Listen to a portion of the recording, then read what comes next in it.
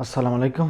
তো অনেকে জানতে চাইছেন যে কোন একটা শ্রেণীতে নতুন করে অন্য কোনো স্কুলে ভর্তি হইতে হইলে নতুন করে আবার বর্তমান স্কুলে নতুন করে আবার ভর্তি হইতে হয় কেন? এই বিষয়টা নিয়ে একটি কথা বলার জন্য।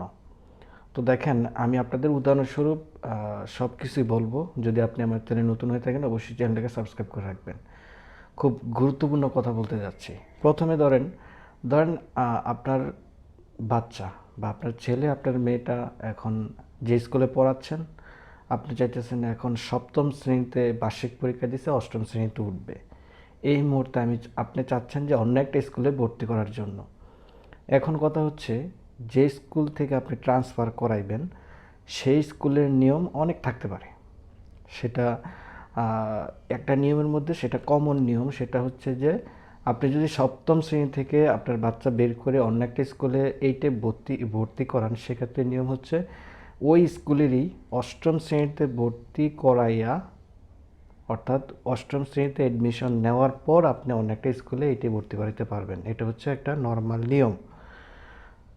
কারণ এই নিয়মটা করা হয় কারণ হচ্ছে অষ্টম শ্রেণীতে ভর্তি করাইয়া যে স্কুল থেকে আপনি বের করবেন ওই স্কুলের ছাত্র হিসেবে গণ্য হবে, তারপরে আপনি অন্য একটা স্কুলে আপনি ট্রান্সফার করাইতে পারবেন।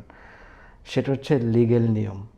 সেক্ষেত্রে আপনাকে অষ্টম শ্রেণীতে ভর্তি করার পর এটা সপ্তম হইতে পারে, নবম হইতে পারে, দশম হইতে পারে, অর্থাৎ আপনার ভর্তি ফির যে অ্যাডমিশনের যে টাকাটা, সেই টাকাটা আপনাকে পেমেন্ট করতে হবে।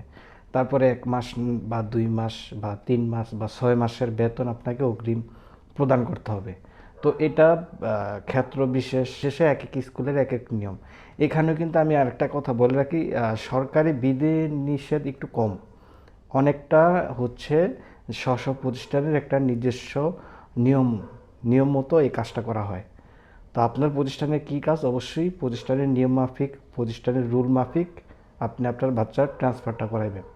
ধন্যবাদ। এর ভিতরে যদি আরও কিছু আপনি জানতে চান কমেন্টস বক্সে কমেন্টস করে জানাবেন, ইনশাল্লাহ আমি